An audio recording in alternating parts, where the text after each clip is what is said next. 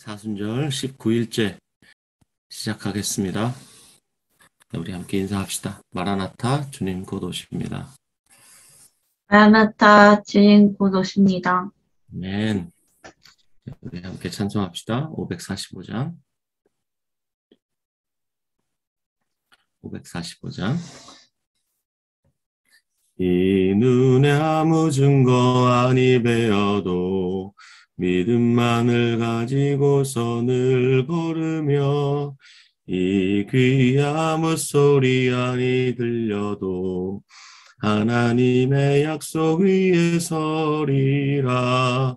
걸어가세 믿음 위에 서서 나가세 의심 버리고 걸어가세 믿음 위에 서서 눈과 귀에 아무 증거 없어도 이 눈에 보기에는 어떠하든지 이미 얻은 증거대로 늘 믿으며 이 마음에 의심 없이 살아갈 때에 우리 소원 주 안에서 이루리.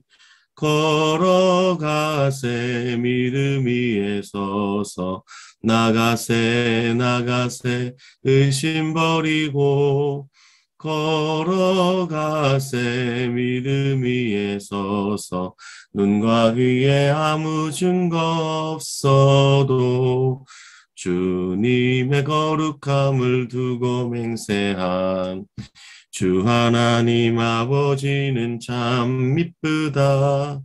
그 귀한 모든 약속 믿는 자에게 능치 못할 무슨 일이 있을까.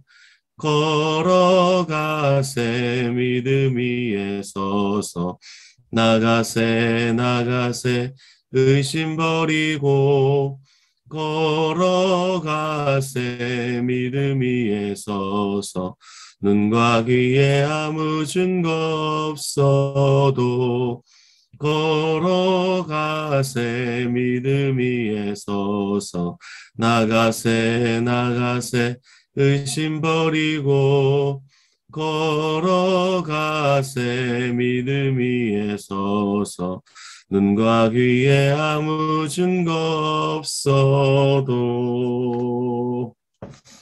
네. 우리 다 함께 기도하겠습니다. 살아계신 아버지 하나님, 사순절 19일째 아침 주님을 찬양합니다. 여기까지 올 수 있도록 인도하여 주시고 이끌어 주신 주님께 감사합니다. 주님, 오늘도 주께서 역사를 주관하시고 우리의 생사화복을 주관하시고 우리를 선한 목자처럼 인도하시는 그 주님의 손길에 오늘 하루 모든 삶을 맡겨드립니다. 하나님, 이 시간 주님께서 행하신 역사 속에 그 섭리를 주목하고자 합니다. 주님, 그 주님의 이야기 우리의 심령에 새겨주시는 귀한 시간이기를 원합니다. 주여, 시간 온전히 맡겨드립니다. 감사드리고 예수님의 이름으로 기도하였습니다. 아멘. 네, 오늘 우리가 통독할 부분 잠시 개관하도록 하겠습니다. 오늘 아침에는 역사 이야기를 좀 하겠습니다. 신구약 중간기라고 하는 이 기간에 하나님이 행하시는 아주 중요한 이야기를 몇 가지 하겠습니다. 할 수 있는 이야기가 엄청나게 많지만 이 교재를 중심으로 간단하게 살펴보도록 하겠습니다. 자, 신구약 중간기가 어떤 기간인가? 하나님의 음성이 들리지 않았던 400년이다. 이렇게 정리할 수 있겠습니다. 자, 구약의 제일 마지막 선지자 말라기, 그가 역사 속에서 사라진 이후로 세례 요한이 등장하기까지 그 어떤 선지자도 등장하지 않았습니다. 이 기간이 약 400년간의 기간이었는데, 자, 교재 177페이지에 보면 이런 말이 있어요. 겨울이 시작되면 자연은 차분히 가라앉는다. 봄이 올 때까지 생명은 정지된 듯 보인다. 하지만 겉모습은 우리를 속일 수 있다. 지표면 아래에서 나무와 초목은 차가운 흙 속에 깊이 뿌리를 내리느라 분주할 것이다. 자, 그리고 우리가 이제 주목하는 표현이 뭐냐면 이와 비슷한 일들이 신약과 구약 사이에 놓인 400년간 일어났다. 얼어붙은 땅이었다는 겁니다. 그렇지만 그 속에서 하나님이 놀라운 일을 행하고 계셨다라는 것을 우리가 오늘 잠깐 보게 될 겁니다. 자, 약속의 땅 가나안, 이 땅의 지정학적 위치를 보면 아프리카와 유럽과 아시아 대륙을 잇는 정말 중요한 땅입니다. 그런데 이 중요한 땅에 살던 하나님 백성, 그들은 이 제국의 지배에 끊임없이 신음하고 있었습니다. 자, 이 제국들이 일어날 때마다 바벨론, 아수르, 메데, 엘람, 나중에 이 엘람이 이제 페르시아가 되죠. 이런 제국들이 일어날 때마다 이 제국들은 정복의 야욕에 수많은 나라들을 침탈해 들어가죠. 그때 이 아시아 대륙에서 일어난 이 제국들이 이 아프리카를 침탈할 때는 반드시 가나안 땅을 지나가게 되어 있습니다. 그러면 지나가면서 한 번씩 훑고 지나가는 거, 수탈하고 지나가는 거. 그리고 아프리카에서 일어났던 이 애굽이라는 제국도 이 대륙으로 진출하기 위해서 아시아나 유럽으로 진출하기 위해서 반드시 이 가나안 땅을 지나가야만 했습니다. 그때 이 가나안을 한번 쑥 훑고 지나가는 겁니다. 어때요? 제국들이 야욕에 불타 있을 때마다 가나안에 살고 있었던 하나님 백성들은 이 제국들의 이 침탈에 또 이 제국들의 이 마각이라 그러죠.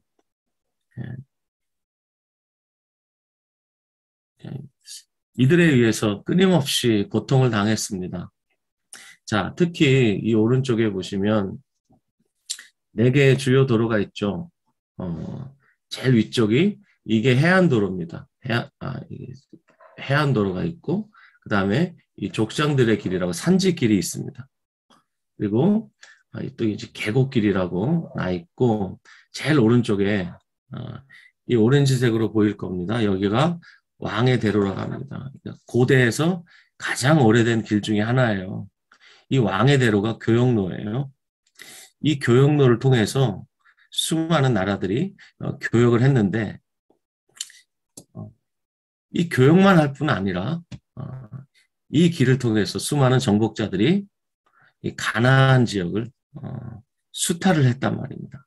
그래서 이 약속의 땅 가나안의 지정학적인 이 위치 때문에 하나님 백성들은 정말 하나님 의지하지 않으면 살 수가 없는 그런 운명에 처해 있었습니다. 자, 이렇게 제국들이 등장하고 퇴장을 했죠. 그때 이 제국들의 틈바구니 속에서 유대인들은 끝없이 독립을 추구했습니다. 하지만 거듭 좌절했어요. 그래서 독립을 그토록 원했지만 여전히 제국들의 피식민지 신세를 면할 수가 없었습니다. 그런데 이 바벨론 제국이 등장하면서 하나님 백성이 망하고 하나님 백성이 포로로 끌려가죠. 근데 하나님이 은혜를 베푸셔서 페르시아 제국, 이 고레스 대왕의 칙령으로 인해서 유대인들이 다시 본토로 귀환을 하죠. 그렇게 해서 그들이 성전을 세웁니다.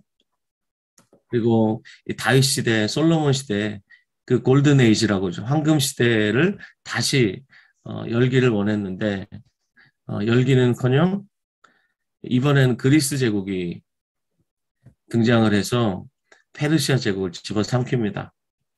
이 알렉산더라는 위대한 대왕이 등장했죠. 그래서 이 알렉산더를 중심으로 그리스 제국 전역이 이제 헬라화가 되기 시작합니다. 그래서 이 헬라어라고 하죠. 이 그리스어가 제국 전체를 지배하고 이 그리스 문화가 전체를 지배하게 됩니다. 이때 그러면 하나님은 무엇을 하고 계셨는가? 그때 70인역이라는 성경이 등장을 합니다. 이집트의 프톨레미 2세라는 사람이 유대인 학자들 72명을 모았어요. 각 12지파에서 각 6명씩 모으면 72명이 되잖아요.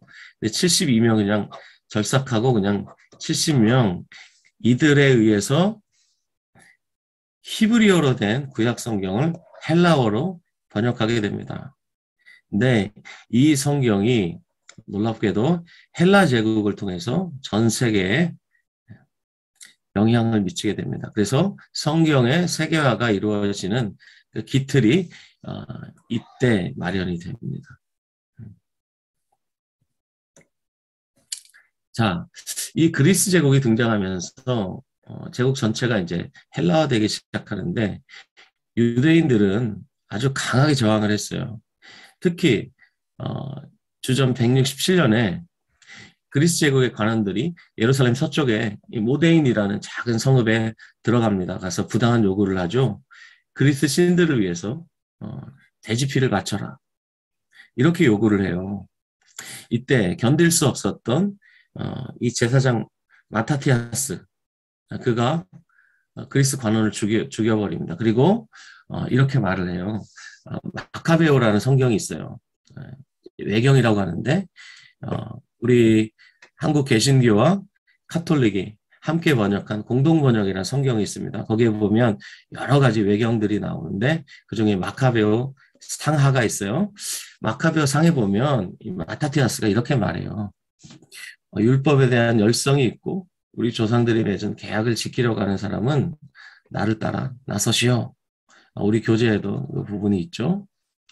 그래서 마타티아스와 그의 아들들과 추종자들이 이제 게릴라 군대를 조직을 합니다. 그래서 약 3년 정도 저항을 합니다. 이 저항을 마카비 항쟁이라고 말해요. 이 마타티아스의 세 번째 아들 유다, 그의 별명이 마카비예요. 쇠망치라는 뜻이에요. 이 유다를 중심으로 항쟁을 하는데 결국은 그 항쟁에 성공을 하죠. 그래서 예루살렘 성전을 회복합니다. 헬라에 의해서 점령되었던 그 성전을 회복을 합니다. 그리고 그 성전을 다시 정결케 합니다. 그래서 우리 신약 성경을 읽으면 수전절이라는 절기가 나와요. 이 닦을 숫자예요. 닦아낼 숫자, 전각할 때 그 전자예요. 성전을 다시 깨끗하게 정결하게 한 그 사건, 마카비 항쟁이 성공하여서 예루살렘 성전을 다시 탈환하고 그 성전을 정결하게 한 그 사건을 기념하기 위해서 수전절이라는 절기가 제정이 되죠. 자, 그리고 그 후로 유대인들이 그토록 원했던 정치적 독립을 이룹니다. 약 80년간 정치적 독립을 이룹니다. 자, 이렇게 유대인들이 그토록 원했던 유대인들의 수건 사업이 성취가 되죠. 그런데 곧바로 로마 제국이 얼마 후에 등장을 하죠.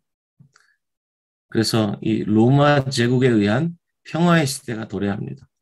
자, 초대 황제 아우구스투스 이후에 로마 제국에 의한 로마의 힘에 의한 평화의 시대가 도래하는데 약 200년간의 평화의 시대가 도래합니다. 자, 그러면 이때 주님이 무엇을 하셨는가? 로마 제국 전체에 뻗은 고속도로를 기가 막히게 닦았습니다. 그래서 이런 말이 있죠. 모든 길은 로마로 통한다. 당시에 길이 기가 막히게 닦였는데 놀랍게도 그 길을 통해서 사도 바울과 제자들이 먼 길을 손쉽게 여행하면서 복음을 전파했습니다. 그리고 이 팍스 로마나 시대에 여행 자유화가 있었습니다. 그 이전 제국에서는 꿈도 꿀 수 없었던 여행 자유화가 주어졌어요. 그래서 자유롭게 여행할 수 있었습니다. 사도행전 2장에 보면 전 세계에 흩어져 살고 있었던 디아스포라 유대인들이 약 15개국 정도 흩어져 있었던 디아스포라 유대인들이 예루살렘을 방문하게 됩니다. 그때 성령이 임하죠. 그래서 예루살렘 성전에 성령이 임하고 흩어져 있었던 유대인들이 그 당시 예루살렘 주변에 모여 있었는데 그들에게 성령이 임하고 또 그들이 복음을 들고 땅끝까지 나아가게 되는, 그래서 복음의 세계화가 이루어지는 기틀이 마련이 되죠. 이 로마 제국 시대에 하나님이 이렇게 일을 하셨습니다. 자, 그런데 그 어떤 것보다 메시아의 길이 신구약 중간 시대에 준비되고 있었는데 예수님 당시에 여러 분파들이 있었습니다. 이들은 예수님 오시기까지 나름의 방법으로 메시아의 길을 준비하고 있었는데 한 네 분파 정도만 간단하게 살펴보죠. 이 바리새파는 이렇게 말하고 있었습니다. 단 하루라도 율법을 완전하게 지킨다면 메시아가 오신다. 사두개파는 예루살렘 성전에서 드리는 제사가 회복되면 메시아가 오신다. 그리고 열심당이 있었죠. 이 열심당 출신 중에 예수님의 제자 다른 유다가 있었는데 이 열심당, 이 열혈당들은 이렇게 외치고 있었어요. 무력으로 외국인 지도자들을 축출하면 이 외국인 지배자들 누굽니까? 로마 제국이죠. 무력으로 우리가 로마를 축출하면 메시아가 오신다. 그리고 SNF라고 있었습니다. 이들은 사회 근처에서 수도원과 비슷한 공동체 생활을 했는데 여기에서 이제 세례 요한이라는 사람이 등장을 했다. 학자들은 이렇게 말하고 있는데 이 세례 요한과 관련해서는 우리가 내일 살펴보기로 하고요. 이렇게 여러 분파들에서 당시에 메시아의 길을 준비하고 있었다라는 것을 우리가 마지막으로 보면서 자, 이제 오늘 우리가 통독할 분량을 좀 통독하죠. 여러분 성경 이사야서 40장을 펴주시고 마가복음 1장을 펴주시기 바랍니다. 우리 김인숙 권사님의 낭독으로 함께 자, 이 시간 통독하도록 하겠습니다. 이사야 40장 말씀. 너희의 하나님이 이르시되 너희는 위로하라. 내 백성을 위로하라.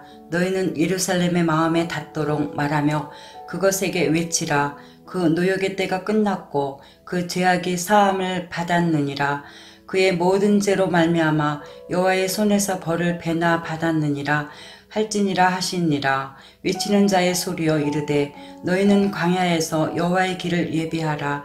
사막에서 우리 하나님의 대로를 평탄하게 하라. 골짜기마다 도두어지며 산마다 언덕마다 낮아지며 고르지 아니한 곳이 평탄하게 되며 험한 곳이 평지가 될 것이요 여호와의 영광이 나타나고 모든 육체가 그것을 함께 보리라. 이는 여호와의 입이 말씀하셨느니라. 말하는 자의 소리여 이르되 외치라. 대답하되 내가 무엇이라 외치리이까 하니 이르되 모든 육체는 풀이요 그의 모든 아름다움은 들의 꽃과 같으니 풀은 마르고 꽃이 시듬은 여호와의 기운이 그 위에 불미라. 이 백성은 실로 풀이로다. 풀은 마르고 꽃은 시드나 우리 하나님의 말씀은 영원히 서리라 하라. 아름다운 소식을 시온에 전하는 자여 너는 높은 산에 오르라. 아름다운 소식을 예루살렘에 전하는 자여 너는 힘써 소리를 높이라. 두려워하지 말고 소리를 높여 유다의 성읍들에게 이르기를 너희의 하나님을 보라 하라. 보라, 주 여호와께서 장차 강한 자로 임하실 것이요 친히 그의 팔로 다스리실 것이라.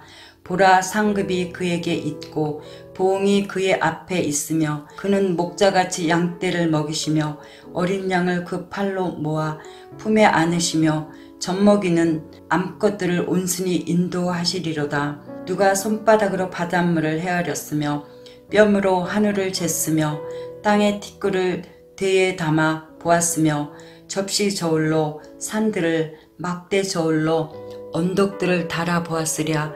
누가 여호와의 영을 지도하였으며 그의 모사가 되어 그를 가르쳤으랴. 그가 누구와 더불어 의논하셨으며 누가 그를 교훈하셨으며 그에게 정의의 길로 가르쳤으며 지식을 가르쳤으며 통달의 도를 보여주었느냐.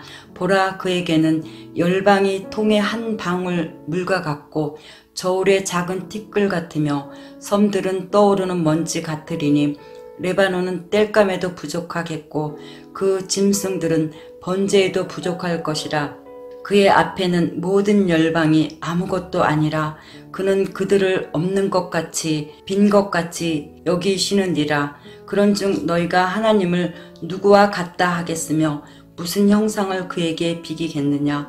우상은 장인이 부어 만들었고 장색이 금으로 입혔고 또 은사슬을 만든 것이니라. 궁핍한 자는 거제를 드릴 때에 썩지 아니하는 나무를 택하고 지혜로운 장인을 구하여 우상을 만들어 흔들리지 아니하도록 세우느니라. 너희가 알지 못하였느냐? 너희가 듣지 못하였느냐? 태초부터 너희에게 전하지 아니하였느냐? 땅의 기초가 창조될 때부터 너희가 깨달지 못하였느냐? 그는 땅 위 궁창에 앉으시나니 땅에 사는 사람들은 메뚜기 같으니라. 그가 하늘을 차일같이 펴셨으며 거주할 천막같이 치셨고 기인들을 패하시며 세상의 사사들을 헛되게 하시나니 그들은 겨우 심기고 겨우 뿌려졌으며 그 줄기가 겨우 땅에 뿌리를 박자 곧 하나님이 입김을 부시니 그들은 말라 회오리 바람에 불려가는 촉에 같도다.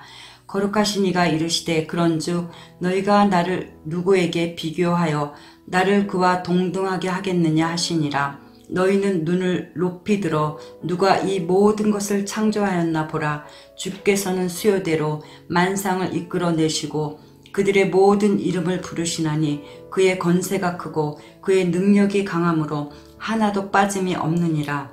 야곱아, 어찌하여 내가 말하며 이스라엘아, 내가 이르기를 내 길은 여호와께 숨겨졌으며 내 송사는 내 하나님에게서 벗어난다 하느냐. 너는 알지 못하였느냐? 듣지 못하였느냐? 영원하신 하나님 여호와 땅끝까지 창조하신 이는 피곤하지 않으시며 곤비하지 않으시며 명철이 한이 없으시며 피곤한 자에게는 능력을 주시며 무능한 자에게는 힘을 더하시나니 소년이라도 피곤하며 곤비하며 장정이라도 넘어지며 쓰러지되 오직 여호와를 앙망하는 자는 새의 힘을 얻으리니 독수리가 날개치며 올라감 같을 것이요 다름박질하여도 곤비하지 아니하겠고 걸어가도 피곤하지 아니하리로다. 마가복음 1장 1절에서 8절 말씀입니다. 하나님의 아들 예수 그리스도의 복음의 시작이라. 선지자 이사야의 글에 보라, 내가 내 사자를 내 앞에 보내노니 그가 내 길을 준비하리라. 광야에 외치는 자의 소리가 있어 이르되 너희는 주의 길을 준비하라. 그의 오실 길을 곧게 하라. 기록된 것과 같이 세례 요한이 광야에 이르러 제사함을 받게 하는 회개의 세례를 전파하니 온 유대 지방과 예루살렘 사람이 다 나아가 자기 죄를 자복하고 요단강에서 그에게 세례를 받더라. 요한은 낙타털을 입고 허리에 가죽띠를 띠고 메뚜기와 석청을 먹더라. 그가 전파하여 이르되 나보다 능력 많으신 이가 내 뒤에 오시나니 나는 굽혀 그의 신발끈을 풀기도 감당하지 못하겠노라. 나는 너희에게 물로 세례를 베풀었거니와 그는 너희에게 성령으로 세례를 베푸시리라. 아멘. 자, 오늘 우리가 함께 기도할 것은 30일의 여정 동안 계속해서 우리가 기도하는 것이죠. 모든 사람을 위한 하나님의 이야기, 이것을 우리 각자의 마음에 선명하게 새겨주소서. 두 번째, 30일의 성경 통독을 통해 한 책의 사람, 한 책의 공동체로 세워주소서. 세 번째, 성경의 중심이신 예수 그리스도께서 우리 모두의 삶에서 중심에서 주인 되어 주소서. 이것을 위해서 기도하고요. 자, 오늘 우리가 신구약 중간사 살펴보면서 이 말씀으로 정리하죠. 데살로니가전서 5장 1절부터 8절 말씀 보면 아, 형제들아, 때와 시기에 관하여는 너희에게 쓸 것이 없다. 자, 이제는 주님이 다시 오실 때를 우리가 기다리고 있죠. 초림의 때가 지나가고 이제 우리는 재림의 때를 기다리고 있습니다. 그런데 때와 시기에 관해서는 예수님도 말씀하셨어요. 나도 모른다. 철저히 하나님 아버지의 주권에 달려있다. 이렇게 말씀하시면서 이 주의 날이 밤에 도둑같이 이룰 줄 너희 자신이 자세히 알기 때문이라. 바울은 이렇게 말했습니다. 근데 예수님도 동일하게 말씀하셨죠. 그날과 그때는 아무도 모른다. 다만 도둑같이 밤중에 갑자기 임한다. 근데 이것을 모르는 사람들은 어떻게 살죠? 평안하다, 안전하다 이렇게 살죠. 그렇지만 여자에게 해산의 고통이 어떻게 임합니까? 갑자기 임하죠. 그런 것처럼 평안하다, 안전하다 하면서 자신의 그 욕망을 따라 살아가는 사람들, 그들에겐 멸망이 갑자기 임한다. 그래서 절대로 피할 수 없다. 그러나 하나님의 자녀들, 그들은 어둠에 있지 않기 때문에 도둑같이 임하지 않는다. 다 빛의 아들이고 낮의 아들이기 때문에 밤이나 어둠에 속하지 않았기 때문에 절대로 도둑같이 임하지는 않는다. 그러나 자지 말고 깨어 정신을 차려야 한다. 이렇게 말했습니다. 우리에게는 도둑같이 임하지 않기 때문에 이제 우리 마음대로 원하는 대로 살아도 된다. 이렇게 말하지 않고 자지 말고 깨어서 정신을 차려라. 다시 말하죠. 우리는 낮에 속했다. 그렇기 때문에 정신을 차려야 된다. 그리고 믿음과 사랑에 호심경을 붙이고 구원의 소망의 투구를 쓰고 살아야 된다. 그렇습니다. 이게 바울 사도가 데살로니가 교회에 이렇게 말했는데 이건 데살로니가 교회에게만 주신 말씀이 아니라 이 신약 시대를 살아가고 있는 모든 교회에게 주신 말씀이에요. 여러분 우리가 예수님의 재림을 기다리면서 제2의 요한처럼 주님 다시 오실 길을 예배하는 자들이지 않습니까? 그렇죠? 우린 낮에 속한 자들입니다. 밤에 속한 자들이 아닙니다. 우리에겐 재림이 도둑같이 임하지 않습니다. 그럼에도 불구하고 깨어 있어야 됩니다. 그렇다면 깨어 있는다는 게 이게 뭘까요? 자, 예수님 재림하실 때 땅에 있는 모든 사람이 예수님의 재림을 볼 것입니다. 누구도 피할 수 없도록 주님께서 재림하실 텐데 그때 예수님 하신 말씀 마태복음 24장 이런 데 보십시오. 보면 주님 뭐라고 말씀하십니까? 어떤 사람은 자다가 어떤 사람은 일하다가 주님 만나죠. 그게 뭐예요? 일상이에요. 일상. 하나님이 우리에게 주신 이 일상 가운데 우리에게 직업을 주셨잖아요. 일을 주셨잖아요. 그 일을 통해서 우리가 하나님의 통치에 참여하게 되는 것입니다. 우리에게 허락하신 그 일상에서 우리가 행하고 있는 모든 일, 그것을 통해서 우리가 주님과 함께 지금 이 땅을 통치해 가고 있는데 오늘 하루 어떻게 살아야 되겠습니까? 주님 주신 그 소중한 일상을 우리가 존귀하고 가치 있게 받아서 성실하게 오늘 하루를 살아가야 되겠죠? 네, 우리 시간 함께 기도합시다. 주여, 주님 다시 오실 길을 예비하는 자 되기 원합니다. 주님, 내 삶을 통해서 주님의 길이 예비되기를 원합니다. 주님, 제가 오늘 허락하신 이 직업을 통해서 또 우리에게 허락하신 이 가정에서 여러 일상을 통해서 우리가 하나님의 통치에 참여하기를 원합니다. 주님, 내 일상이 그냥 평범해 보이고 아주 작아 보이고 무가치해 보이지만 이것이 그게 아니군요. 주님이 다시 오실 길을 예비하는 하나님의 통치에 참여하는 것이군요. 제가 오늘 하루 감사하며 또 거룩하게 또 존귀하게 영광스럽게 살겠습니다. 우리 시간 함께 기도하면서 주님 앞에 나아갑시다. 기도하겠습니다. 사랑하는 주님, 주님이 허락하신 이 하루를 주님 우리가 존귀하고 영광스럽고 가치 있게 살아갑니다. 아버지 살아갑니다. 주님께서 함께 주님이 해주시고 주신 이 직업 가운데 또 주님이 주신 일상 속에서 주님 참으로 가치 있고 존귀하고 영광스럽게 주님 살아가면서 주님 오늘 우리의 삶을 통하여서 주님이 다시 오실 길을 예비하는 자 되기를 소원합니다.